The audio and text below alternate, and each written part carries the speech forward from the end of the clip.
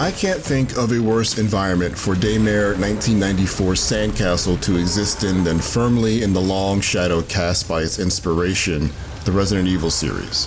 Everything about the demo I played, from its bland corridor crawling exploration to its trivial run and gun action, feels like a cheap imitation of some of the greatest survival horror games of all time, maybe even more so these days in a post-Resident Evil 4 Remake world.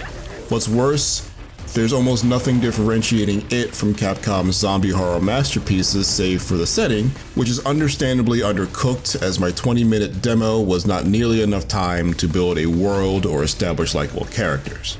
Nothing about my time with this slice left me with much motivation to see more. Which is wild because when IGN had a first look preview of this game a year ago, it still seemed like a Resident Evil clone in a Fear costume, doing all of the item inspection, puzzle solving, and creep shooting you'd expect, except it was dressed up in a more sci-fi inspired government paramilitary fare, complete with unique secret tech like a freeze gauntlet.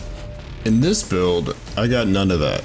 Instead, I solved rudimentary door puzzles, rooted around for a forgettable lore item, and use bog standard third-person shooter weapon to take down foes. This demo does not put Daymare's best foot forward.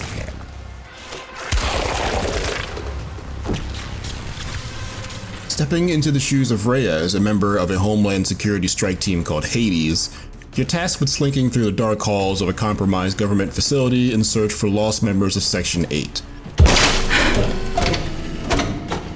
Shit! This electrical system is completely fucked. The building itself is very generic, sterile, and science-y, with only one standout piece of personality and a very easy door puzzle styled like a 90s computer program. Towards the end of the demo, things start to show promise, with a giant tanker mysteriously dry docked in a massive basement, or a shining conduit to God knows where gaping out of the wall, but there's no satisfying interaction with any of it.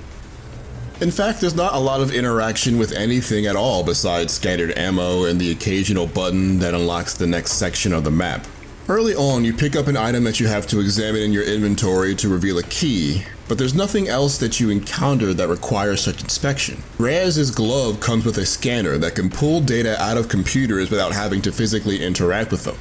But there's only one occasion where you can use it, and it's a tutorial. If Daymare 1994 wants to compete with the titans of the genre in terms of dense environments and lots of reasons to explore them, it's not off to a great start.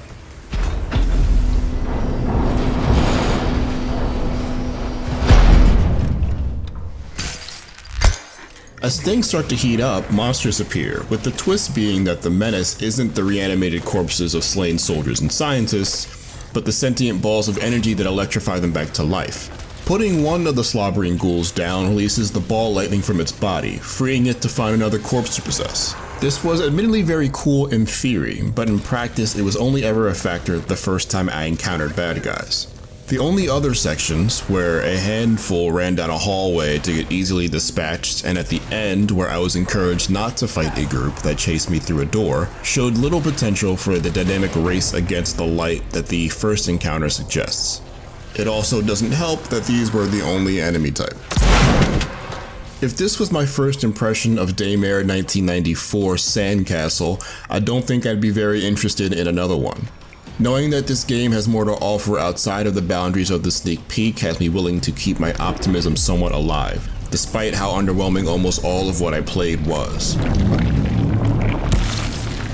Even with the conspicuous absence of some interesting looking abilities shown elsewhere, there was very little opportunity to play with the tools you do have in this 20-minute slice. Here's hoping that the just released Resident Evil 4 Remake can inspire Daymare to dig a bit deeper before it's finally released. I'm screwed. For more on Daymare, don't miss the announcement trailer. And for everything else in the world of video games, stick with IGN.